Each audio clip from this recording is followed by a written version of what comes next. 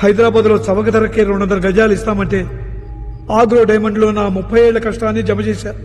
ఇల్లు లేదా ఫ్లాట్ కొనే ముందు ఈ 5 పాయింట్ చెక్ చేయకపోతే తర్వాత చాలా బాధపడాల్సి రావచ్చు.